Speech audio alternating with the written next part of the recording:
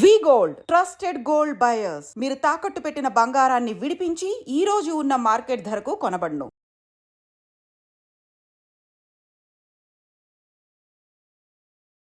రోజు తెల్లవారి లేవగానే ఏదో ఒక దేశంలో ఏదో ఒక ప్రాంతంలో భూకంపాలు అయితే కామన్ అంటే కామన్గా మారిపోయిన సిచ్యువేషన్ అయితే కనిపిస్తోంది. తాజాగా ఈ రోజు తెల్లవారుజామున 2 గంటల 41 నిమిషాల ప్రాంతంలో టిబెట్లో 5.7 తీవ్రతతోని భూకంపం అయితే సంభవించింది. అయితే ఇక్కడ కొంత ఉపశమనం కలిగించాల్సిన విషయం ఏంటంటే ప్రాణ నష్టం కానీ ఆస్తి నష్టం కానీ ఎక్కడ కూడా నమోదు కాలేదు యాజ్ ఆఫ్ నౌ. కానీ అందరూ గాఢ నిద్రలో ఉన్నటువంటి టైంలో 5.7 అంటే 5.7 తీవ్రత అంటే యాక్చువల్లీ భూకంప తీవ్రత బాగానే ఉన్నట్టు లెక్క. నిజంగా అదృష్టం బాగుంది అనుకోవచ్చు, ఎందుకంటే క్యాజువాలిటీస్ కానీ లేకపోతే ఆస్తి నష్టం కానీ ఎక్కడ కూడా జరిగినట్టు నమోదు కాలేదు. కానీ ఇది కేవలం 10 కిలోమీటర్ల లోతులో, అది కూడా భూమికి అంటే ఉపరితలం మీదనే, అంటే భూమి పైన భాగంలోనే, అంటే సముద్రంలో లేకపోతే నదిలోనో వచ్చిన సందర్భం కాదు, భూమిపైనే వచ్చినటువంటి పరిస్థితి. అట్లాగే కేవలం 10 కిలోమీటర్ల లోతులోనే ఈ భూకంపం అయితే సంభవించింది. దీంతో ఇప్పుడు మళ్ళీ అధికారులు ఒక హెచ్చరిక అయితే జారీ చేస్తున్నారు.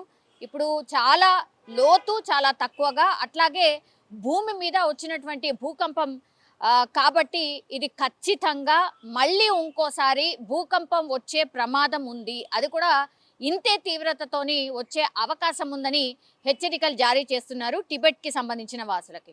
అండ్ ఇంకోటి ఏంటంటే మొన్ననే 8వ తారీఖు రోజు కూడా టిబెట్లోనే ఇంకోసారి కూడా భూకంపం వచ్చింది. అది 3.7 తీవ్రతతోని వచ్చినట్టుగా అధికారులు అయితే వెల్లడించిన సిచ్యువేషన్ అయితే కనిపిస్తోంది. సో టిబెట్లో 8వ తారీఖు ఒకసారి, తర్వాత ఈరోజు తెల్లవారుజామున 5.7 తీవ్రతతోని భూకంపం సంభవించింది. అంటే మొన్నటి కంటే ఎక్కువగా ఇప్పుడు మళ్ళీ కేవలం 10 కిలోమీటర్ల లోతులో, అది కూడా భూమి ఉపరితలం మీదనే ఈ భూకంపం వచ్చింది కాబట్టి మళ్ళీ ఇంకోసారి భూకంపం వస్తుంది. తీవ్రత కూడా చాలా ఎక్కువగానే ఉంటుంది, ప్రజలందరూ అప్రమత్తంగా ఉండాల్సిందే అంటూ కూడా అధికారులు సూచనలు అయితే ప్రజలకు జారీ చేసిన సిచ్యువేషన్ అయితే కనిపిస్తోంది. సో ఇంకోటి ఏంటంటే, మనం థాయిలాండ్లో మొన్న జరిగినటువంటి ఈ భూకంపం కావచ్చు, ఎవరు కూడా ప్రజలు మర్చిపోరు, ఎందుకంటే ఆస్తి నష్టం కావచ్చు, ప్రాణ నష్టం కావచ్చు చాలా ఎక్కువగా జరిగింది.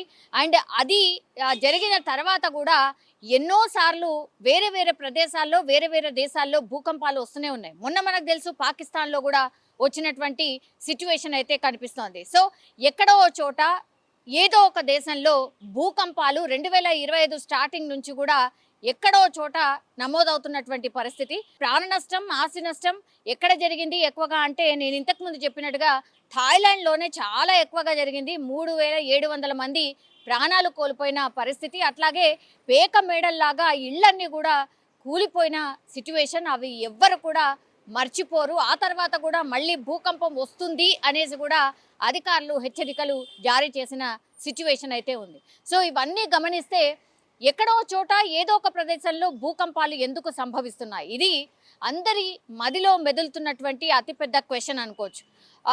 ఇప్పుడు ఉన్నటువంటి పరిస్థితుల్లో మనకు తెలుసు గ్లోబల్ వార్మింగ్ చాలా పెద్ద ఎత్తున అంటే పెరిగిపోయింది ఒకటి. ఆ తర్వాత ఇట్లా పొల్యూషన్స్ చాలా ఎక్కువగా పెరిగిపోయినటువంటి సిచ్యువేషన్. సో గాలి కావచ్చు, భూమి కావచ్చు, ఇట్లా అన్ని ప్రదేశాల్లో ఈ పొల్యూషన్ ఎక్కువ కావడంతోనే ఇవన్నీ అనర్థాలకు దారి తీస్తుంది అనేసి కూడా చెప్తున్నటువంటి పరిస్థితి. శాస్త్రవేత్తలు కూడా ఒకటే చెప్తున్నారు, ఎస్ ఇవన్నిటికీ కూడా కారణం అదే. కాబట్టి ఈ కేంద్రం కూడా ఇప్పుడు మన దేశంలో కేంద్ర సర్కారు కూడా ఒక నిర్ణయం అయితే తీసుకుంది. 1 నుంచి 5 జోన్స్ వరకే మొన్నటి వరకు ఉండింది, ఇప్పుడు 6 జోన్స్ పెంచాలన్నటువంటి ఆలోచన చేస్తోంది.